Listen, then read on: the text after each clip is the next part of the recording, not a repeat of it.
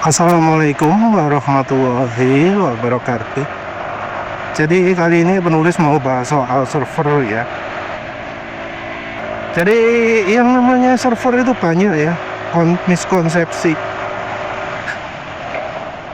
Ya ini tentu bermula dari apa ya, asumsi-asumsi.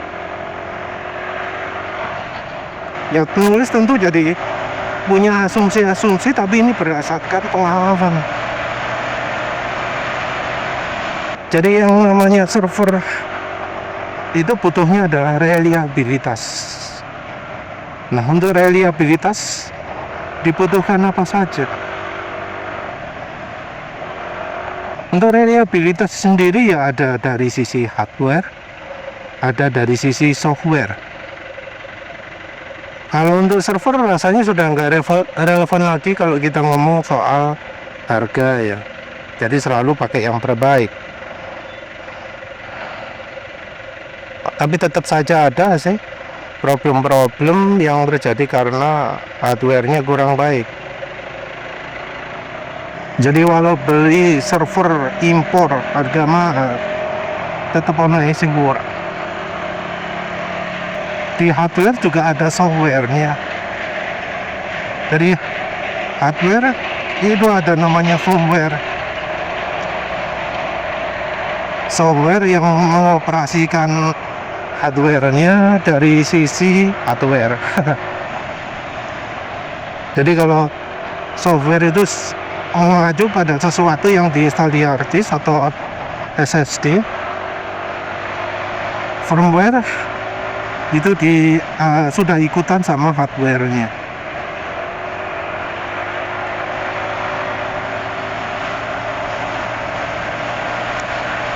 Software sendiri juga macam-macam.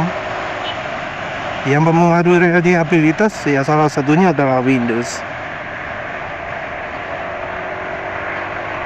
Kalau ngomong stabilitas, orang lebih yakin sama Linux. Karena entah mengapa walau Microsoft itu perusahaan besar, kalau buat software kok nggak bisa stabil ya. Stabil juga untuk Linux ada yang versi lebih tinggi yaitu BSD. Atau yang sekarang banyak dipakai adalah macOS. Jadi Mac itu menggunakan basisnya BSD. Jadi stabil ya Mac itu, Apple ya. Jadi kalau mau hardware mahal, reliable, stabil, rekomendasinya ya Mac ya. Walau Mac sendiri ya ada ngono heng-hengan. Jadi beli jangan yang model all in one jadi satu dengan monitornya ya, tapi yang terpisah. Yang terpisah pun ya kita tetap harus memperhatikan pendinginannya lebih. Kalau yang model jadi satu dengan monitor itu terutama karena kipasnya cuma satu. Kalau kipasnya gagal, wis sebusa iso. Server yang build up biasanya kipasnya jauh lebih banyak. Oke, kita ngomong OS dulu ya. Kalau Windows ya apa kestabilan itu nggak begitu bagus. Jadi sering butuh yang namanya restart. Software server yang selain Microsoft biasanya lebih baik. Bahkan yang namanya MySQL pun lebih stabil. Jadi untuk software open source yang dibutuhkan untuk enterprise itu biasanya lebih stabil, lebih solid daripada yang bawaannya Microsoft. BSD sayangnya kurang begitu banyak ya support untuk enterprise, walau softwarenya stabil. Untuk update softwarenya juga kurang ya. Cuma kalau ingin bikin server yang anti bobol, kebanyakan yang BSD lebih solid, walau ya lama-lama Linux itu jadi makin solid juga karena beberapa kode ambil dari BSD. seperti penerapan paket filter kalau nggak salah ya. Itu integrasi dari BSD, makanya ya bikin Linux jadi solid juga. Juga SSH, OpenSSH. Jadi ya biasanya untuk enterprise opsinya lebih banyak ke Linux. Kalau untuk Linux sendiri ada dari Red Hat, ada dari SUSE, mana sing untuk biasa untuk web server apa jenenge Agarli. Kelemahan juga bisa dari softwarenya, seperti contohnya WordPress. WordPress itu kan ya servernya kan macam-macam, ada yang Windows, ada yang Linux. Database servernya juga macam-macam, ada yang MySQL, MySQL, ProgSDB, macam-macam ada. Jadi walau servernya macam-macam, OS servernya macam-macam, database servernya macam-macam, bahkan kayak apa nih yang penyedia HTML-nya Apache atau si mana Fastsocket itu, lalu beda-beda seperti itu. Masih ada aja WordPress yang bobol. Kenapa? Karena dari PHP-nya. Ya terutama sih karena nggak kehati-hatian dari programmernya WordPress ya. Jadi WordPress tidak dirancang dengan ya security, tapi lebih ke fitur. Kalau ke fitur gitu ya jadi banyak bug, dan bug ini biasa jadi sasaran untuk bobol. Jadi banyak website terkenal yang kena deface, kena rubah, kena tambahan iklan dalamnya. Nulis juga jumpai beberapa blog gitu yang ternyata sudah kemasukan iklan, iklan porno, iklan macam-macam. Ini masih baru ngomong software ya. Dari sisi hardware ada beberapa, misalnya kipas terutama ya, posisi kipas. Jadi entah mengapa ya desain workstation atau komputer atau server itu yang namanya hard disk nggak dikenakan ke kipas. Jadi harusnya boardnya hard disk itu kena angin dari kipas langsung ya, bukan sedotan atau apa, tapi kena tiupan ya. Jadi harus kena tiupan itu. Nah ini terjadi di banyak vendor ya, mau yang impor, mau yang ya build up, ya sing rakitan, ya sing server khusus mahal, podo aja kemulune. Yang mendinginkan kipas, mendinginkan harddisk dengan angin tiupan dari kipas itu mungkin cuma pernah satu merek Oppo gitu ya. Bahkan untuk yang namanya PC industrial yang katanya untuk kerja berat, suhu macam-macam, podo gobloke. Selain dari harddisk, yang juga butuh pendinginan itu adalah chipset.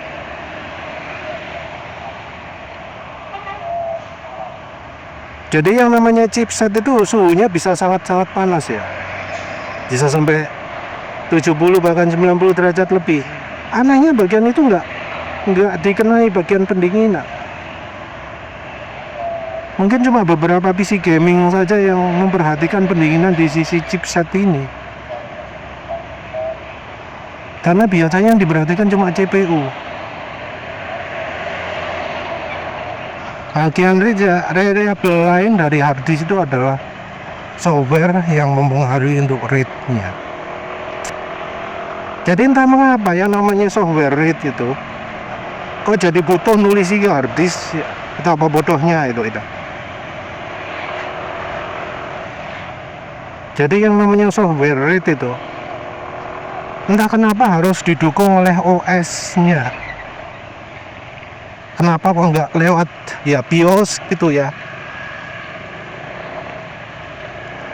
Jadi kalau misalnya kita butuh RAID, kalau dari sisi software kita harus nulisi ke hard disk.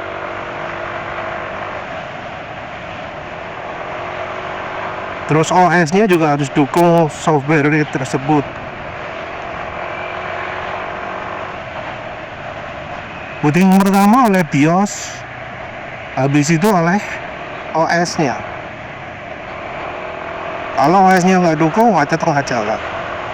Yang jadi masalah adalah kalau harddisknya kita ambil dan pindah ke komputer lain, gak bisa diwoco.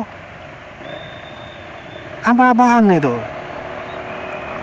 Kalau misalnya komputernya, motherboardnya kualitasnya buruk, ya rusak, gak iso apa-apa loh, guys. Ya mungkin ada yang menyediakan servis motherboard, seperti penulis lihat di Denpasar itu ada. Tapi ya bakal berapa lama itu? Padahal butuhnya data di situ. Sudah di read, sudah copy ya, datanya di copy ke 2 hard disk. Tapi karena komputernya rusak, gak bisa diwaca belas. Lah kan konyol itu.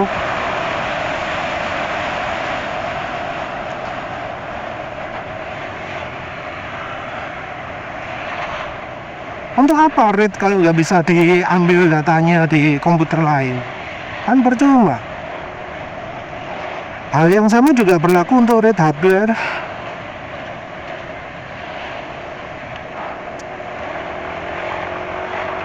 Kalau RAID hardware ya bisa aja lebih marah ya.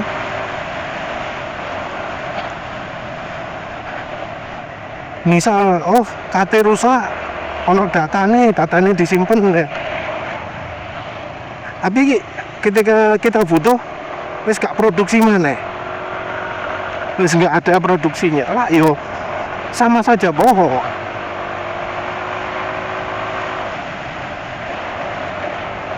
Juga waktu zaman dulu ya, sudah musimnya pakai flash disk, tapi saya tetap aja kopinya backupnya pakai disket.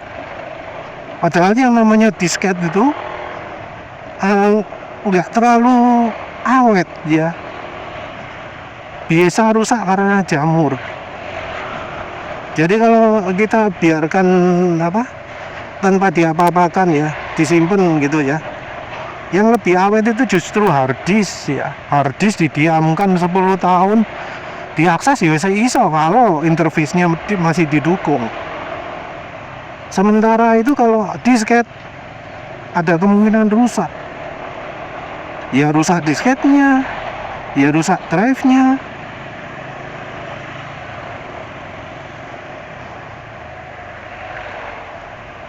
Ya pernah lah penulis buka box disket ya utuh isi 10,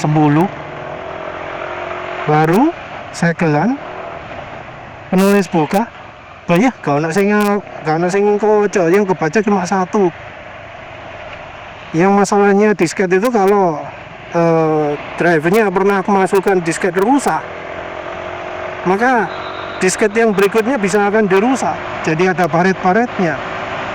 Padahal biasanya drive-nya itu normal, dipakai baca disket yang rusak jadi nggak normal. Ya flash disk itu termasuk menguntungkan, walau ya flash disk yang ono kelemahan pisan. Kadang flash disk itu aneh,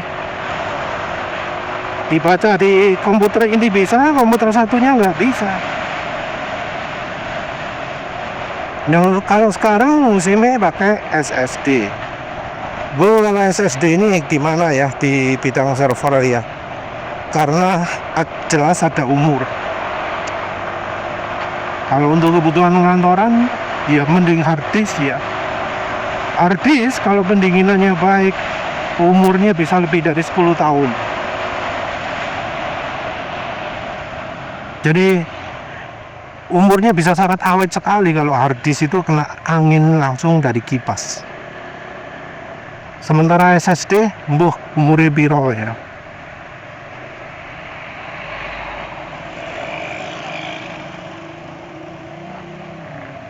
Soal SSD ini juga yo wis podo gemblu kabeh ya. Jadi yang namanya SSD itu kan katanya ya harus dibatasi tiap hari sekian gitu ya. Mau yang server, mau yang lain, akses ke SSD itu bakal sangat tinggi sekali.